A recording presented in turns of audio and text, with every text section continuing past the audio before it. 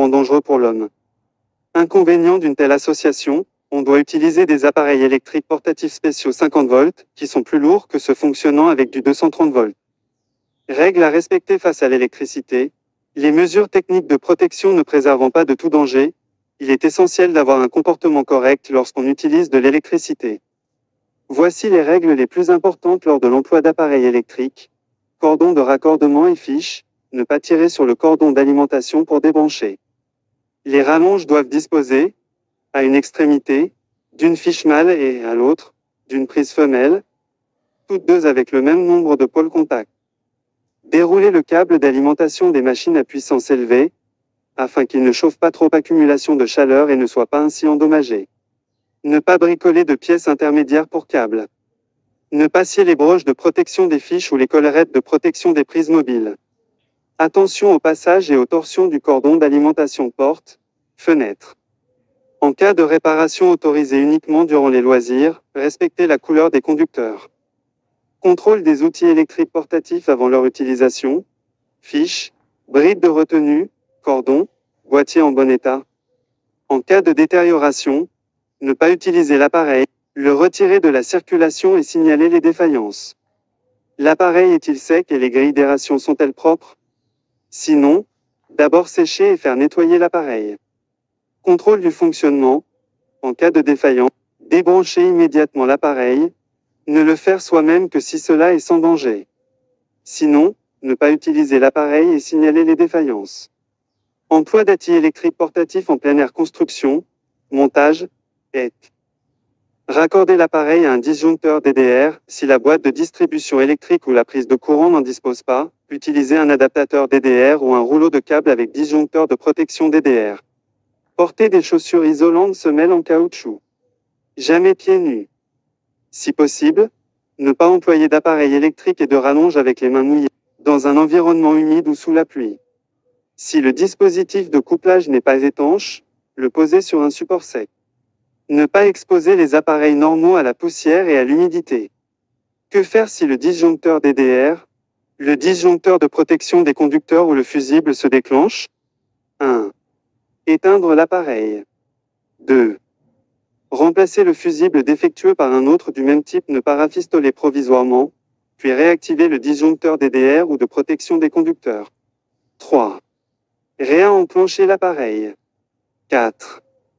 Si le fusible ou le disjoncteur se déclenche à nouveau, éteindre l'appareil, le mettre hors service et le faire contrôler-réparer. Si, malgré tout, un accident survient, mesure de sauvetage, après un accident électrique à basse tension, il faut procéder comme suit. 1. Libérer l'accidenté du circuit électrique sans se mettre en danger. P. X. Couper le courant avec l'interrupteur. Débrancher l'appareil. Tirer l'accidenté avec des vêtements secs. Tête. Depuis un endroit isolé. 2. Premier secours. Placer l'accidenté en position latérale. Respiration bouche à nez. Massage cardiaque. 3. Appeler un médecin. Surveillance vérification. Seul du personnel qualifié muni d'une autorisation peut effectuer des travaux d'installation. En cas de travaux sur une installation électrique, il convient de se référer à la règle des 5 doigts. 1. Déclencher et ouvrir les sectionneurs de toutes parts 2. Assurer contre le réenclenchement 3. Vérifier l'absence de tension 4. Mettre en court-à-circuit et à la terre 5. Protéger des parties voisines restées sous tension. Les anciennes installations électriques qui ne garantissent plus la sécurité des personnes et des choses doivent être contrôlées d'après les normes techniques les plus récentes. Selon l'ordonnance sur les installations à basse tension, l'exploitant de réseau a l'obligation de faire effectuer le contrôle selon une périodicité en relation avec l'affection du bâtiment. N'oubliez pas de laisser vos questions ou vos remarques dans les commentaires. Pour plus d'informations, visitez notre chaîne. Spécialisée dans l'électricité, abonné à la chaîne Othman Gabardi. Transformateur électrique, rôle et processus. Découvrez dans cet article le rôle, le fonctionnement et l'utilisation du transformateur électrique. Le transformateur électrique a plusieurs fonctions. Il permet d'abaisser ou augmenter la tension du courant électrique qui traverse le réseau. Dès la centrale de production d'électricité jusqu'au domicile du consommateur, le transport du courant électrique se fait par des câbles de très haute, moyenne puis basse tension. Pour permettre à l'électricité de passer d'une ligne à l'autre, il est nécessaire d'abaisser sa tension. Le transfo permet au courant électrique d'être acheminé chez vous sans aucun danger. Comprendre le fonctionnement du transfo. Le transformateur, intégré dans un poste électrique, est composé d'un noyau de fer et de 2 bobines de cuivre. Le courant passe dans la bobine primaire puis dans la bobine secondaire, qui contient moins de spire, ce qui permet d'en diminuer la tension. Le transformateur monophasé est composé d'un noyau et 2 bobines, tandis que le transformateur triphasé comporte 3 noyaux et 6 bobines. Le transformateur électrique, point clé du réseau de distribution d'électricité. L'électricité peut être produite de plusieurs manières par les centrales électriques, nucléaires, hydroélectriques, thermiques, etc. Si l'on prend l'exemple du nucléaire, le voltage du courant produit est de 20 000 volts. Pour être injecté dans une ligne à très haute tension, sa tension doit être augmentée à 400 000 volts. C'est grâce au transformateur que l'électricité pourra passer de l'un à l'autre puis circuler dans le câble en grande quantité et sans aucune perte. Il pourra ensuite être transporté sur une ligne à haute tension après avoir été transformé à nouveau en 225 000 volts. Mais les consommateurs ne peuvent pas utiliser un courant électrique à haute tension, ils ont besoin d'électricité à moyenne et basse tension. Le rôle des transformateurs est de contrôler l'énergie en la transformant en courant à moyenne ou basse tension pour le réseau de distribution. Quelles conséquences pour l'utilisateur? Grâce au transformateur, l'électricité peut être transportée puis distribuée sans risque et sans perte. Mais le transformateur sert aussi aux particuliers qui disposent d'appareils de faible voltage. Ainsi un transformateur 220 volts 12 volts permettra de brancher un appareil 12 volts sur le courant 220 volts. L'électricité passe en 220 volts dans le fil depuis la prise jusqu'au transformateur, où sa tension est abaissée à 12 volts, puis il repart jusqu'à l'appareil, qu'il fait fonctionner sans l'abîmer. Et ne perdons pas de vue qu'avant d'entrer chez vous en 220 volts, ce courant électrique est passé par des tensions beaucoup plus élevées, que n'aurait supporté aucun de vos appareils électriques. Les machines électriques tournantes. Le but assigné à une machine électrique tournante est une transformation de l'énergie mécanique en énergie électrique et vice-versa. Selon le genre de la transformation, les machines électriques tournantes sont classées en génératrices, si elles transforment de l'énergie mécanique en énergie électrique, telles que les alternateurs. Réceptrices, si elles transforment de l'énergie électrique en énergie mécanique, ce sont les moteurs électriques. Quelques dates intéressantes. 1820, découverte par Oersted de l'effet magnétique d'un courant électrique. 1831, découverte de l'induction magnétique par Faraday. Ce qui complète les lois de l'électromagnétisme. 1864, Maxwell a établi les bases thermiques de l'électromagnétisme. 1890. 1950, les principales machines électriques sont découvertes et les recherches scientifiques se développaient pour augmenter les puissances spécifiques par l'introduction de systèmes de refroidissement et les matériaux actifs performants. 1948, découverte du transistor.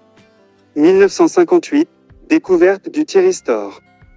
Utilisation des machines synchrones. Elles sont principalement utilisées dans la production de l'énergie électrique en tant qu'alternateur. Machines asynchrones, utilisées principalement en tant que moteur pour les entraînements industriels de toute puissance. Machines à courant continu, utilisées principalement dans l'entraînement à vitesse variable, mais actuellement de moins en moins. Elles sont supplantées de plus en plus par les machines à courant alternatif. Moteur universel, très répandu pour les usages électroménagers. Moteur pas à pas, principalement utilisé en robotique. Les éléments constitutifs des machines électriques tournantes, outre les éléments mécaniques tels que la carcasse, l'arbre, les paliers, le cuve, et les machines électriques tournantes comportent deux genres d'éléments actifs fondamentaux. Un circuit magnétique dont la fonction est de canaliser le flux magnétique. Ce circuit est constitué d'un matériau ferromagnétique très perméable de perméabilité très grande, un circuit électrique que constituent les enroulements dont la fonction est de conduire le courant électrique. Les enroulements sont constitués d'un matériau bon conducteur, généralement du cuivre ou de l'aluminium. Différents types de charges, couple constant, c'est le cas d'une onde charge. Couple proportionnel à vitesse, C égale K. NP égale K. N2. C'est le cas d'une charge entraînée à vitesse lente. Couple quadratique, CR égale KN2P égale KN3, c'est le cas d'un ventilateur, d'une pompe existence d'une force de centrifuge. Puissance constante, la vitesse est inversement proportionnelle. Pour plus d'informations, visitez notre chaîne spécialisée dans l'électricité. Othman-Gabardi. Normes et règlements. Comme vous le savez tous et comme on l'a déjà vu dans l'article. Danger de l'électricité et prévention. Que je vous recommande de lire, l'électricité peut être dangereuse pour chacun de nous. C'est pourquoi les installations électriques sont soumises à des normes rigoureuses afin de prévenir tout accident électrique qui pourrait endommager la santé des hommes, les bâtiments ou les appareils électriques. Pour qui fixer des normes? 7 millions de logements en France ne répondent plus aux règles de sécurité. 2,3 millions d'installations électriques sont très dangereuses. Chaque année, on déplore plus de 80 000 incendies d'origine électrique et des milliers d'accidents corporels. Les raisons de ces accidents dans l'habitat sont multiples. L'absence ou la défectuosité du réseau de terre, l'absence de protection contre les contacts indirects, l'usure du temps. Les surcharges des circuits, des pièces accessibles d'appareillage sous tension. Ces raisons sont dues au non-respect des règlements en vigueur. L'électricité dans le monde entier n'y a pas de normes mondiales pour l'électricité. Ni voltage ni fréquence du courant électrique ne sont identiques dans chaque pays. En plus, il existe de grandes différences entre les pays quant aux fiches électriques et prises de courant. En apparence, ces différences sont insignifiantes, mais elles peuvent avoir des suites assez fâcheuses. La plupart des appareils qu'on achète dans un autre continent ne peuvent pas être branchés chez nous, tout simplement parce que nos prises ne sont pas compatibles avec la fiche de l'appareil importé.